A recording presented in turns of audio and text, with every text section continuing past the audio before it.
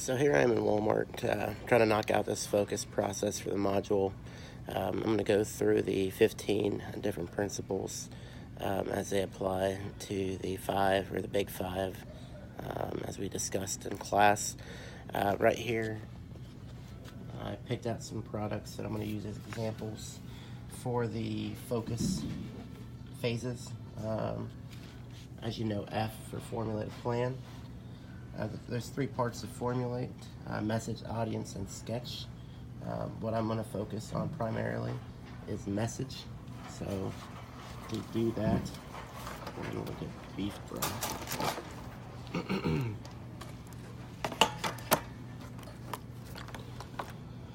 So here we have 2 similar items. I'm not really concerned about net weight or any of that right now. Just looking at the message that they convey. So you can see the Swanson one.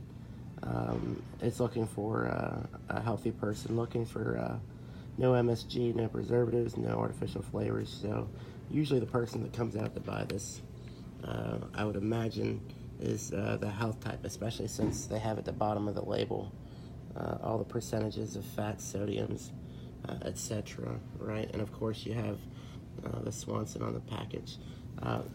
Great value beef broth.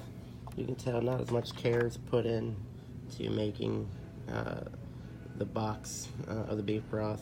It's got, you know, your necessary material in there. No artificial flavors, certified synthetic colors, etc. But it doesn't have the same appeal to a specific audience. So if I came out and I was judging between the 2, besides coloration, I'm going to go with the beef broth that looks the healthiest because it seems like it is based off of the material on the label. Okay, moving on. We're going to talk about organize. Now, organize is broken down into 3 parts: shape, proximity, and alignment.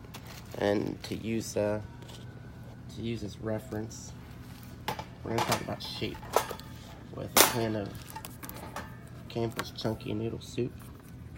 And I'll set this here. Can of Progresso.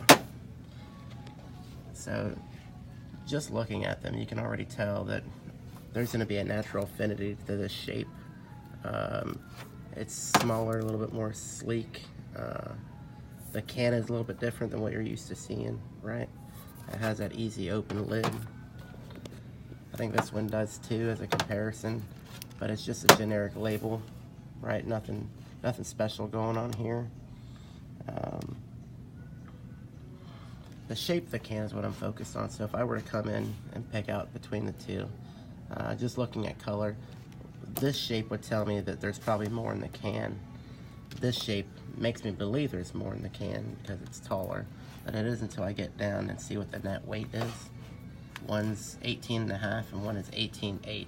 So the taller one is a little bit more, but just looking at it, I would go with this one because it's bulkier. This one's sleeker. So again, depends on your style and your brand concept here. Moving on to contrast, which is covered by asymmetry, color, and value. To describe this, I'm going to focus on color. And we're going to use 2 types of cheese here. Now, taking a second to look at them, just based on color alone, which one would stand out the most to you? I'm in agreement. I believe it's the one on the right, the color of the product, because it's a see-through glass.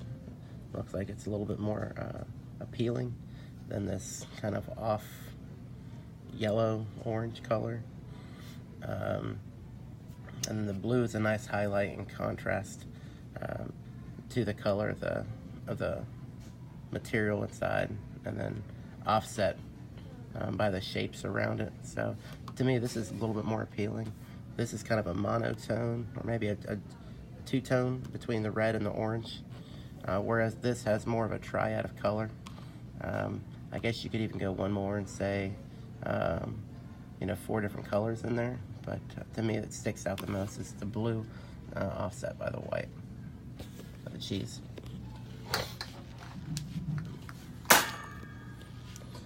Alright, coming into Unify. Unify, we're going to talk about repetition,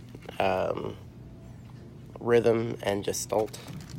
And my concept for this are going to be these two, if I don't break anything and have to purchase it.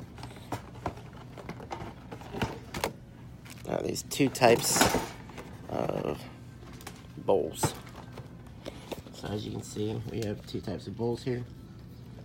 One kind of has this asymmetric pattern that runs around the outside of it. And it's 4 layers, there are 4 colors in there, quadratic. This one has got 2 colors if you count just the colors and not the color of the bowl itself. So you've kind of got a dual tone and a quadratic here. So based off of color, you know, alone, I would be interested in this one. Not looking at the number of bowls, just specifically at the product itself. This is more appealing to my eye. And it's the overall concept of the color, the use of spreading out the color around the width of the bowl there, whereas this one just has a few spots and an asymmetric pattern that isn't as pleasing to me, as well as the coloration. Now, if I were to look at price and in comparison to price and quantity, you know, I may go with the Dixie based off the number. If it were cheaper than the Great Value product, but again, I'm referencing Gestalt here, which is the overall concept, how it all ties together, and based off of that, I would say Great Value would be the best bang for my dollar, or which one would catch my eye fastest if I were to hurry shopping. Finally, after Unify, we're going to talk about Simplify, which is evaluate, eliminate, and then communicate. And finally for that, I'm going to use the Glad here. Set it up. These are trash bags.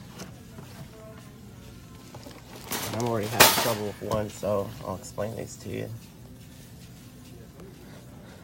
So we have 2 competing types of trash bags. They're about the same dimension, capacity, all that stuff. So just looking at the box, again, looking at simplification, right? So what are we trying to communicate? Have we eliminated as much as possible from the ad or the product so that it communicates clearly and concisely with the targeted market? And then what was the type of evaluation that went into this? I'm going to stick to focusing on one, and let's say elimination. I think elimination and communication go hand in hand. So I would say this is really easy to read. The size of the lettering, the offset between the white and the red, right? They kind of let me know exactly. My eyes are drawn to the information that's being produced for me, right? My eye isn't really caught to the Great Value, which is the brand. So if branding were a concern to me, this is probably not the best solution for the brand. However, if I'm in a hurry, I see tall kitchen bags, I see the flavor or scent, and then I see exactly what I care about. How many bags, how big are they? I get confused with this box. When I first picked it up, I didn't even know which side was the front. I think if you're looking at it too, you'd have a difficult time. There's just a lot going on there. They could have simplified this. They're trying to do too much, I believe, and they could have just kept it simple. Maybe added where it says, you know, Gain, Febreze, and all that stuff. I'm sure they could have figured out a simpler way to do this without compounding or confusing the person that's looking to purchase them. So again, here the expectation is that you're buying off the brand, and with the brand comes all the perks. And oh yeah, by the way, here's the information you may be looking for if you're looking at the right side of the box. This one, it's almost a 360 of what you're purchasing. Makes it simple, it communicates well, and I appreciate it. That's pretty much the 15